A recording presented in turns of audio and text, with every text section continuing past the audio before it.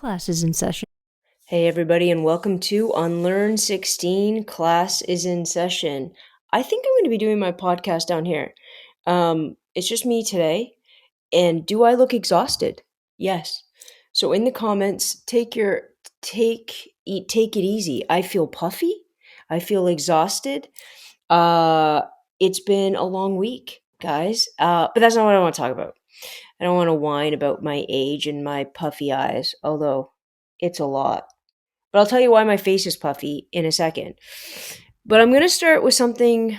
I don't know why this is, but I'm just going to bring it up because I really haven't talked about gender and about physicality and about how you present and what you're called and all of those things. You guys know my mantra. Call me whatever you want as long as you compliment my hair.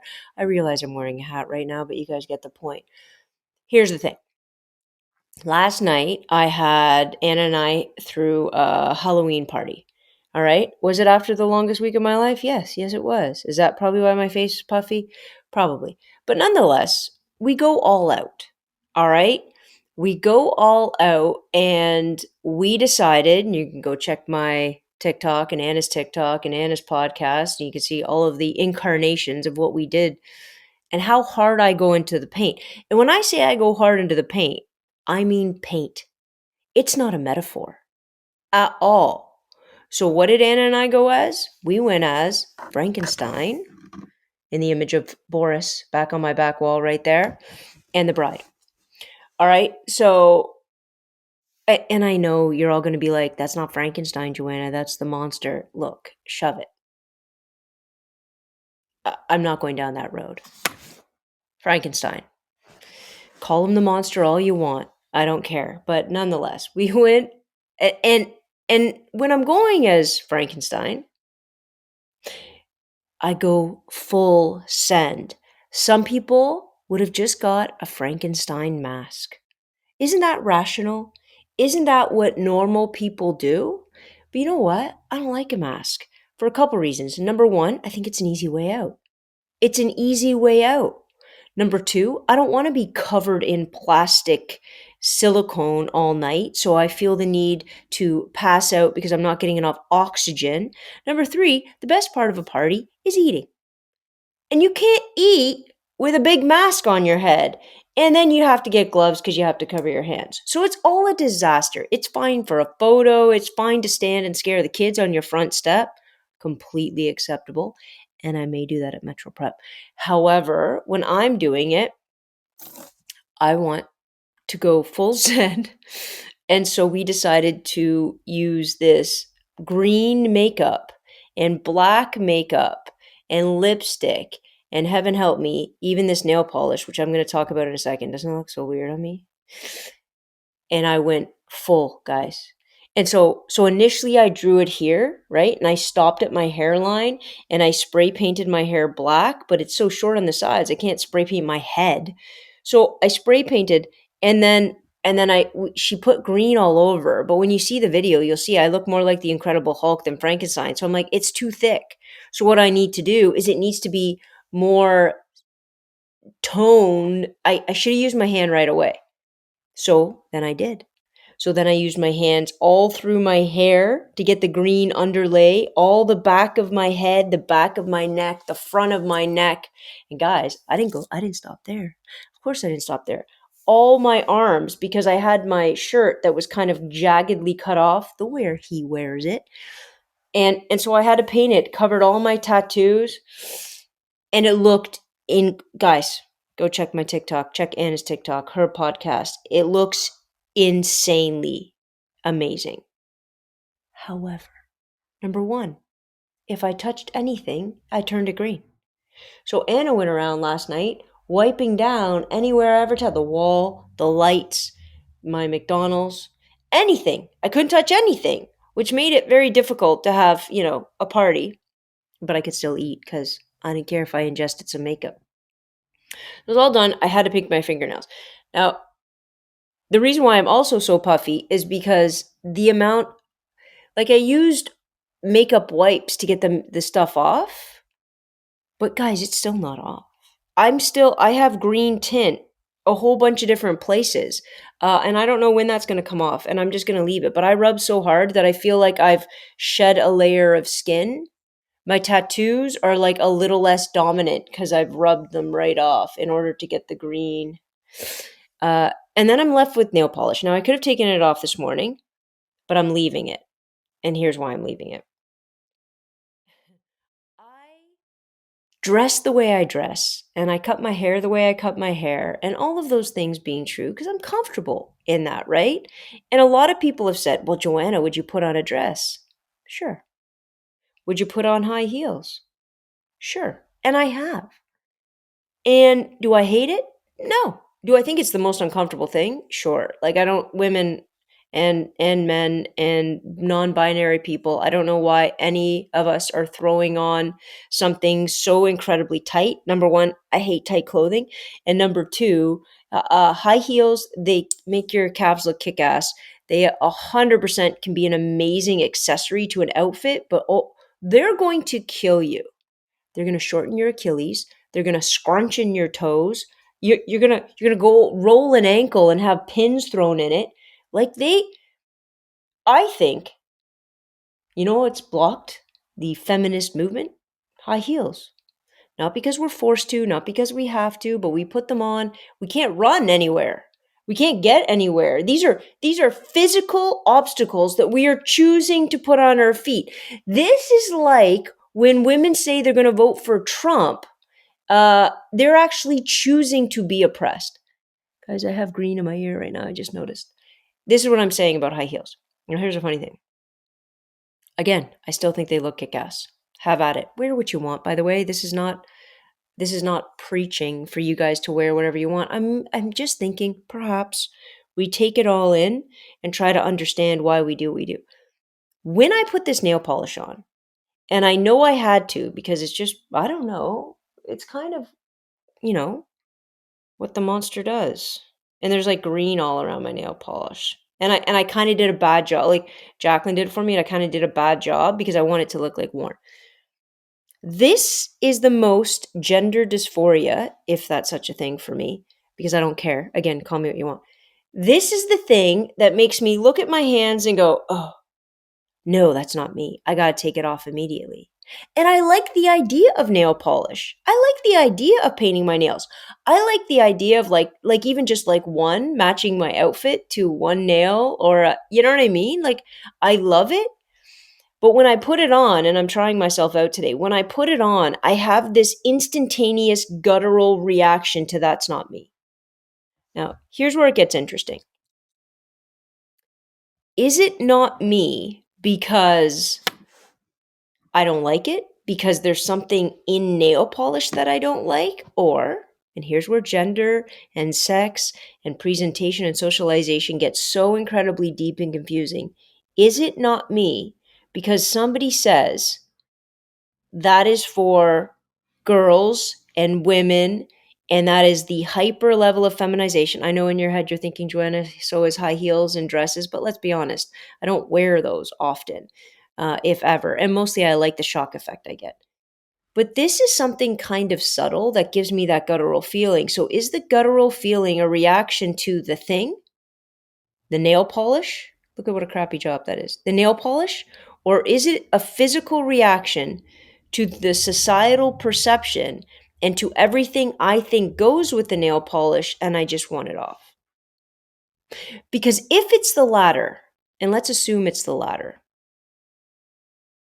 this is where I'm getting deep, guys, then we don't have a problem with feminine and masculine. We have a problem with the expectation of the feminine and masculine as it connects only to men and women.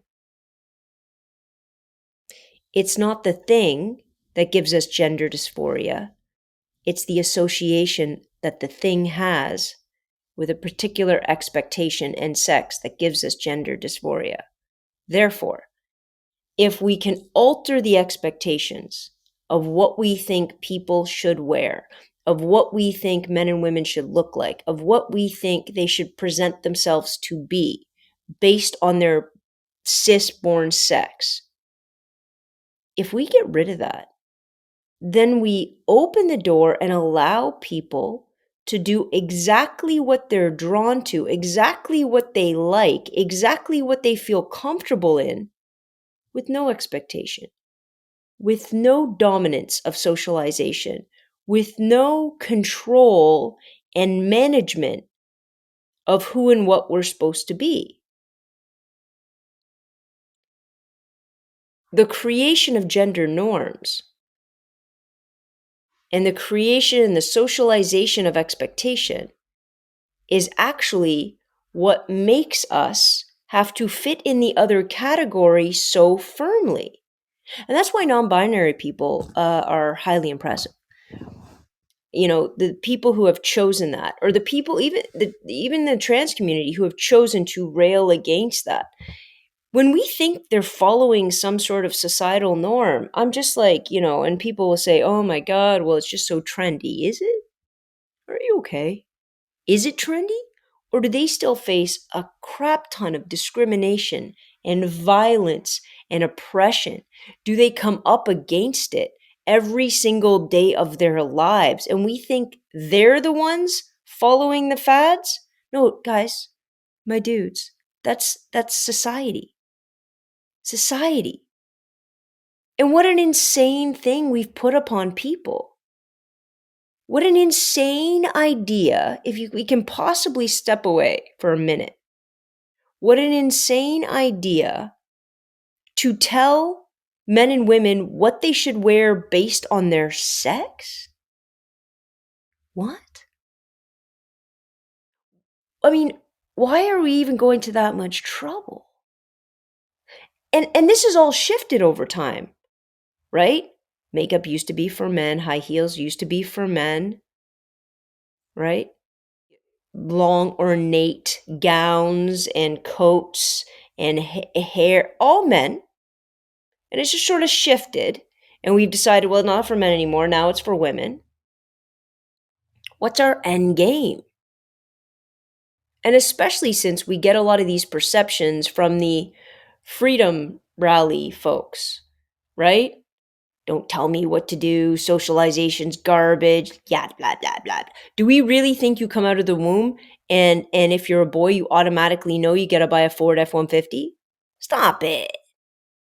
If we really want freedom, we have to start with teaching people how to be good people and nothing else.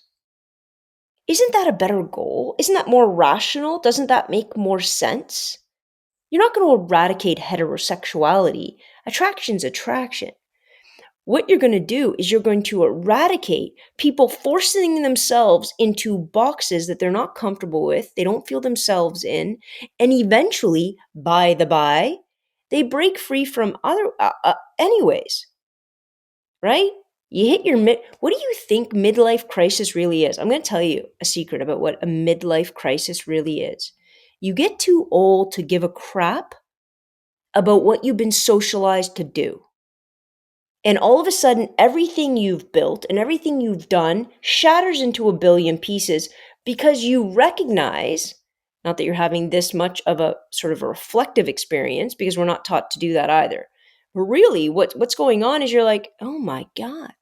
The first 45 of my years, I did exactly what I was told, what I was supposed to do, how I was supposed to do it. And you know what? The reality is I'm not happy. And I'm not in the business of making anybody else happy anymore. So I'm chucking it all. That's what we do. And it's horrible for society. Divorce and leaving your jobs and uprooting families and all of the things that go with this, because it was just you and you just decided to do that's cool. Like, I mean, who really cares? But it's never just you, right? Because you've always then it doesn't need to be a crisis. The only reason it's a midlife crisis is because you're bound by all of these things you've roped yourself into. That's why it's a crisis. If you weren't roped into anything, you just make different decisions. It's not a crisis. It's just Tuesday. And you make a different friggin' decision. But it's because you've been bound into all of these things. So if we stopped forcing that upon people in many different ways, if we stopped the expectation, if we stopped the indoctrination, and it is indoctrination, the socialization, the manipulation, the brainwashing. If we stopped all that, what's going to happen is people are going to choose what makes them happy and fulfilled. And by the way, don't think for a minute that I'm advocating for some hedonistic society where you only make yourself happy. No, because I think a lot of true happiness comes with purpose, comes with family, comes with responsibility, comes with emotional and social ties. All of that is true. Just don't jam them down my throat. Just don't tell me how to have them. Because if they can be more authentic and we can build them more authentically, they will last longer. They will build stronger. Because I do believe that people are social beings. They are. They absolutely are. And whether or not institutions like marriage or institutions, that we've been propagating for so long, those were all built for the pretense of stability, for the pretense of ownership, for the pretense of control, for the pretense of legitimacy. Marriage wasn't built for love.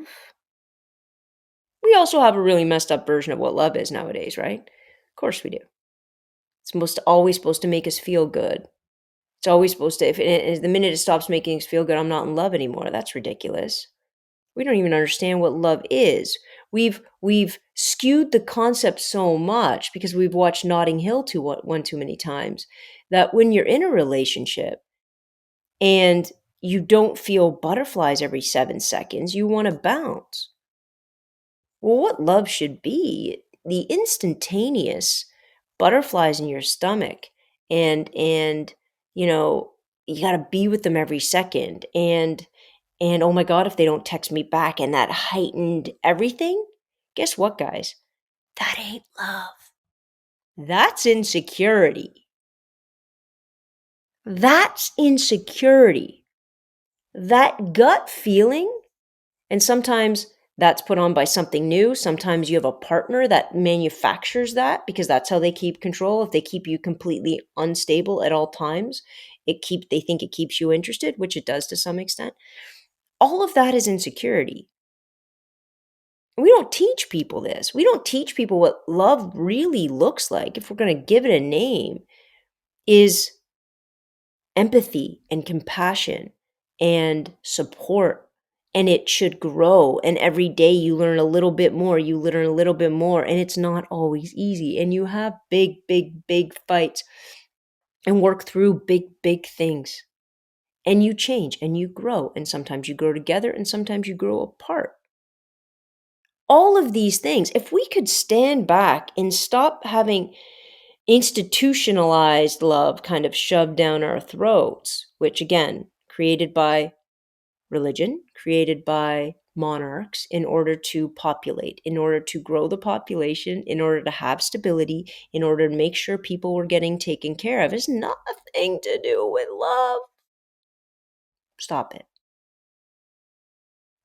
So I'm wearing my nail polish and I'm not taking it off. Here's why. It's a little test. I'm going to leave it on until it really looks horrible, until my nails really grow out and, I have to take it off because it looks like garbage. Because I like the idea of it, but it bothers me on my fingers, which says to me, if I like the idea and it looks like fun, and I would like to be able to incorporate it, match it to my shoes and my hat, whatever, the only thing stopping me from doing this is because there's something deep-seated in my head that I need to unlearn. So I'm going to leave it on. I'm going to stay uncomfortable until I freaking unlearn it. And that's our goal. That should be our goal. As adults, as students, it doesn't really matter. It should be our goal to have uncomfortable feelings, uncomfortable thoughts, uncomfortable discussions in order to get to a better understanding. Because it's just something you do, but you don't know why you do it. Go check yourself. Seriously. If it's something you don't do and you refuse to do and you don't really know why, go check yourself. Does the thing serve you or doesn't it? Does the tradition of family gatherings and Christmas and Thanksgiving, does that make you happy or doesn't it? Because if it doesn't, stop doing it. Stop doing it. I'm not saying chuck your family. I'm saying the tradition doesn't work. It shouldn't make you feel anxious and horrific. It should make you feel loved, and it should make you feel like you belong somewhere, and you should look forward to it. Thanksgiving, I don't look forward to much. That's not because of my family. That's because I don't want to cook.